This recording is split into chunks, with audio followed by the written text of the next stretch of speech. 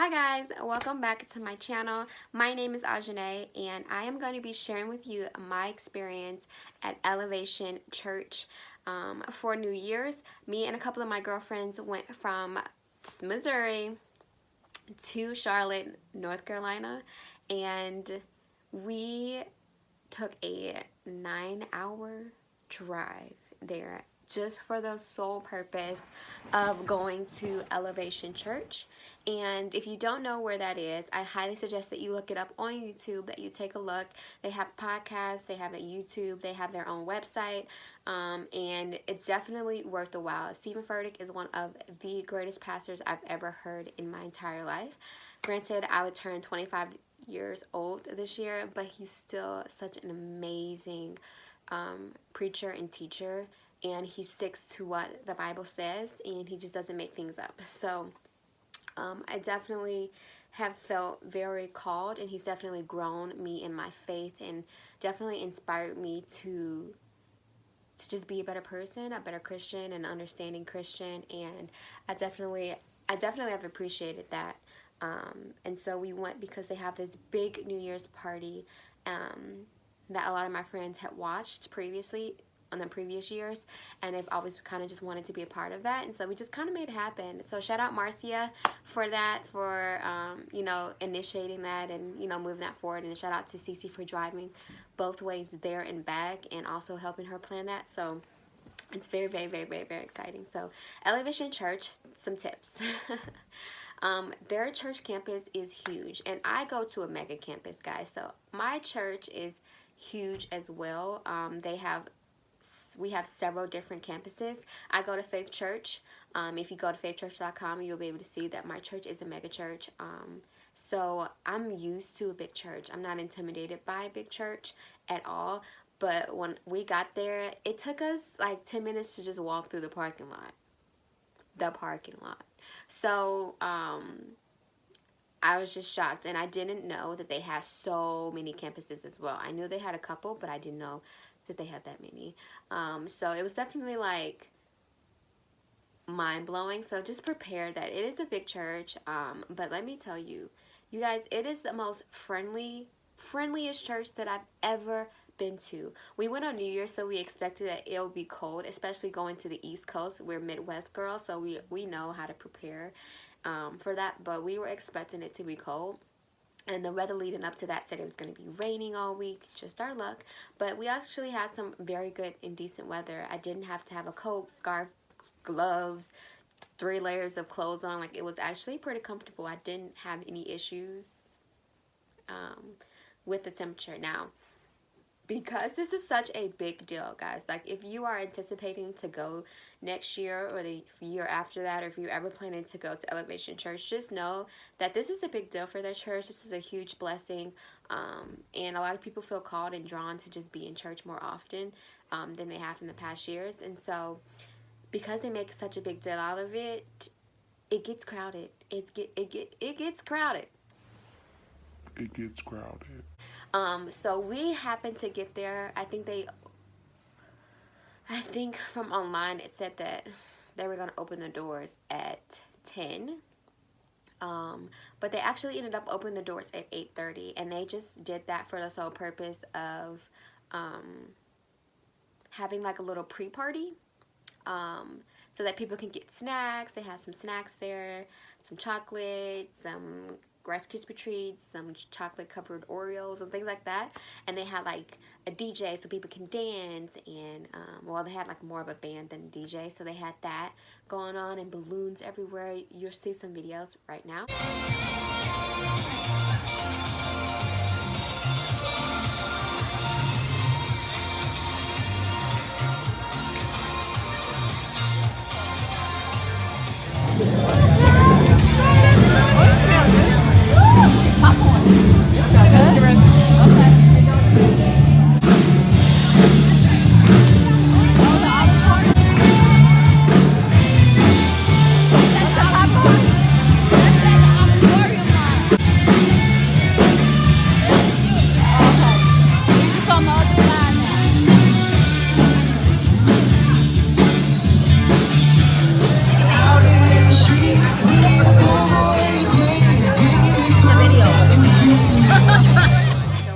standing outside. We were standing outside for almost 3 hours, I want to say, if not a little bit more.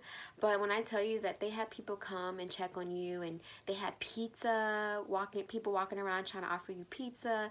They had hot chocolate. They had water. So it was definitely like they knew that people were coming. They expected that people were going to be there early, and they had prepared for that. They had their team walking around and just talking to us and making us feel at home, making us feel comfortable. I mean, it was a great experience. I had no complaints. Obviously, at a certain point, either you have to start using the restroom, your feet start hurting. But the only problem with that was that I would have sat down on the ground. But it had rained earlier and a little bit before. It was sprinkling, so we didn't really have the luxury of just being able to sit down. And the ground was also super cold. They had like some little, you know, barriers for the trees that you could kind of sit. Like, it wouldn't be a problem if you sat on there. But yeah, I was just like, I'm just gonna stand. I had no problems, and I was so anxious to get in there. So they opened the doors, and of course people want to kind of rush in, but it wasn't like super crazy where people's like, get out the way.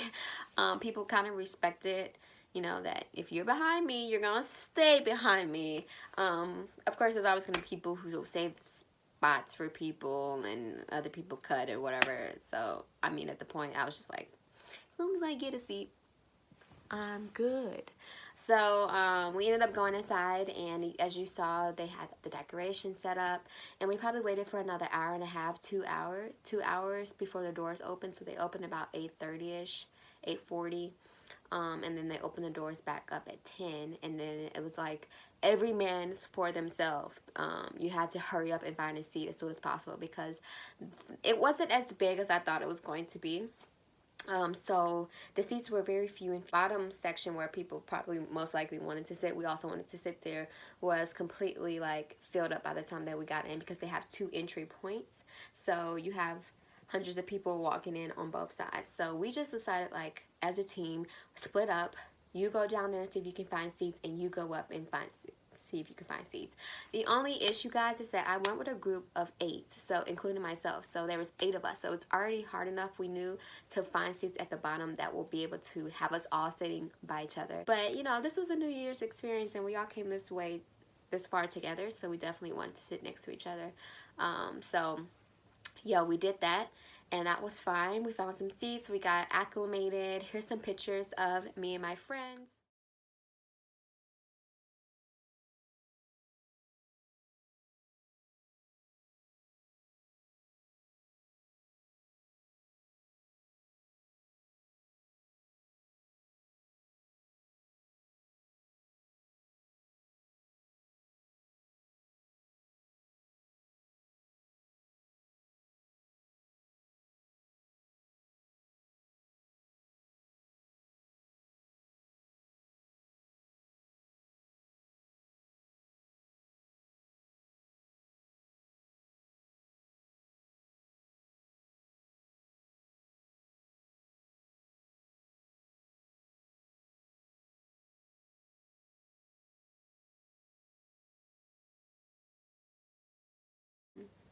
You know, we found our seats. So the only issue was that half of us had to go to the restroom. I was not a part of that half, but they ended up leaving their things and going to the restroom, because obviously we had to put their things on the seat so that people knew not to sit there. And they had some issues coming in, like the people at the door wouldn't let them back in, because there's like, we're filled to capacity, there's no more seats. It's like, no, you don't understand, we have seats. And there's like, well, there's no way they're really validating that. And they would call us, and we're like, we can't get to you, we don't know which exit that you were at. And we didn't want to lose our seats either. So I mean, eventually they got in, because they were trying to prove, like, we don't have any of our stuff. We don't have a coat, we don't have a purse, all we have are our phones, and we literally don't have anything else. So that proves to you that we have seats inside, and if we don't, we will come back out. So yeah, they are definitely doing their job and trying to make sure that everybody had seats, and that nobody was like, it was not overflow or things like that. So the experience was absolutely amazing. They had some little trivia questions on the board, and then yeah, I started down with the countdown, and I'm gonna enter some videos of the Elevation worship songs that they did. They played Echo, which is like one of my favorite songs at the moment. So me and my friend Desiree, we were just like, she was on the opposite end like of the girls, so I was like maybe the 7th person and she was the first, so we were like 6 people in between us. And so I just kind of looked back and she looked back and it was like, ah, this is our song. So they played that, and they played some other This is my favorite big singer.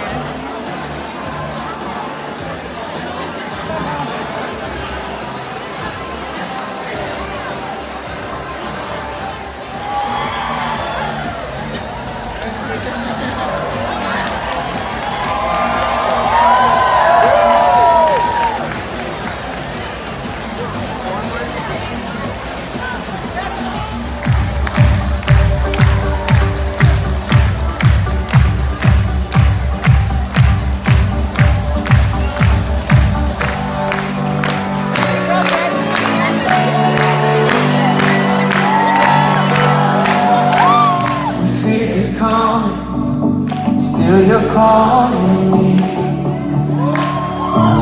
When faith is lost and my hope exhausted, you will be my strength. When my mind says I'm not good enough, God, you're enough. Hey, I've decided I'm not giving up. You won't give up on me. You won't give up on me.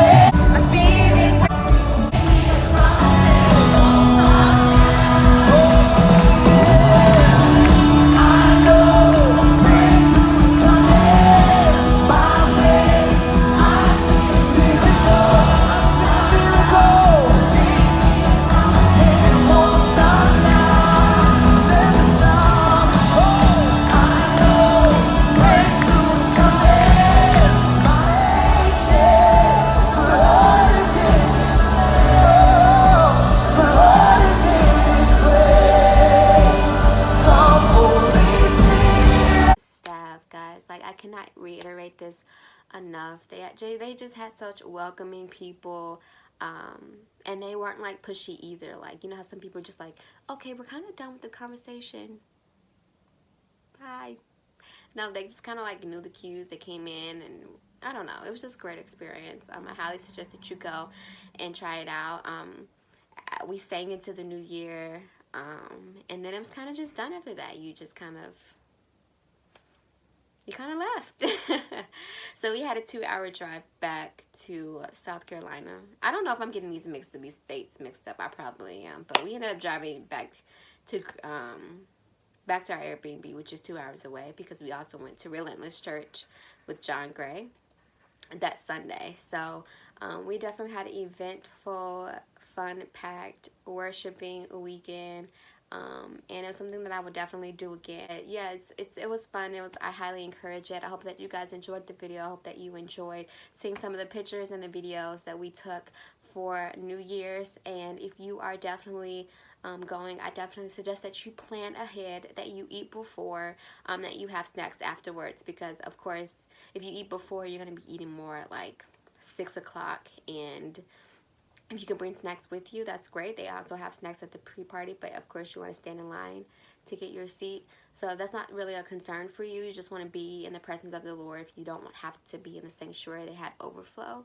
But some people do end up getting turned away because after the overflow, they can't reach just because of capacity and safety reasons. They had the police there just to monitor the situation and make sure that everybody was safe and they were following all of the policies.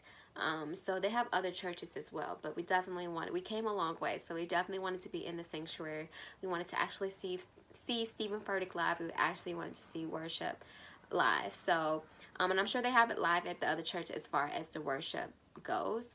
But like I said, we came all the way from Missouri to be really a part of the experience. And so I was so blessed and so happy and so grateful that we were actually able to do that, because you know, there were some people that had to go find one of the other church services that were going on in hopes that they, by that point, could get into there. So if not, always watch online and just try to make it. I highly encourage it. It was a great experience. well, I hope you guys enjoyed this video. I hope that you like it, you thumbs it up, and that you subscribe, and that you just really give me some feedback. If you have any questions regarding the experience, I would love to answer them. And I hope that you guys really do enjoy this video. So I hope that you have a good day. Mwah! And it didn't even take your faith. All it did was shake loose everything that wasn't necessary. It said what you can really count on. So I need us to take at least 18 seconds and scream.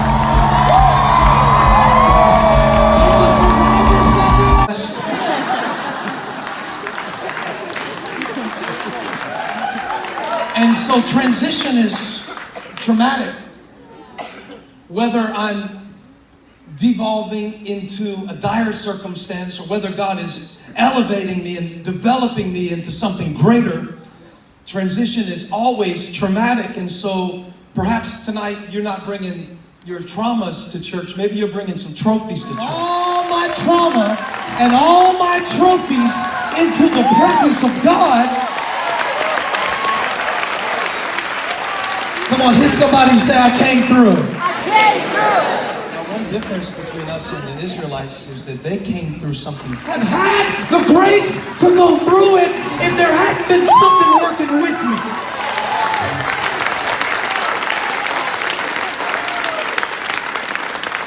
That's good. Now let's get into the text. So I'm trying to get you to come through. But by the time verse 20 kill you, I'm gonna need you to shout right here on this point, whether you feel it or not, on every location.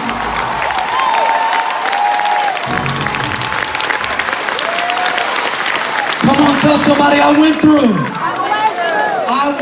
I figured if I stand here in front of this Red Sea, I'm gonna die at the hands of the same Egyptians that have been terrorizing me, but I'm not gonna stand here and die. If I'm gonna die, I wanna drown. I'm going through. If I'm gonna die, I'm gonna die on my feet. I'm going through.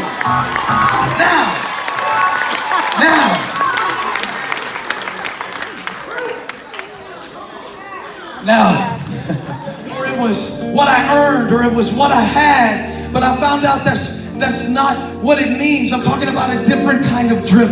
I'm talking about when the Spirit of God is in abundant supply in your life to anoint you for every assignment that God has prepared for you to do in advance. This year, you're not coming in dry. You're coming in dripping. I got what it takes. I am exactly who I need to be. High five somebody, say I'm dripping. I'm dripping. The presence of God is so strong on me. The purpose of God has prevailed for me. God has anointed me for this season, for this city, for these children, for this time, for this moment, for my generation, for my battles, for my challenges. I'm not just coming out, I'm coming through with a shout.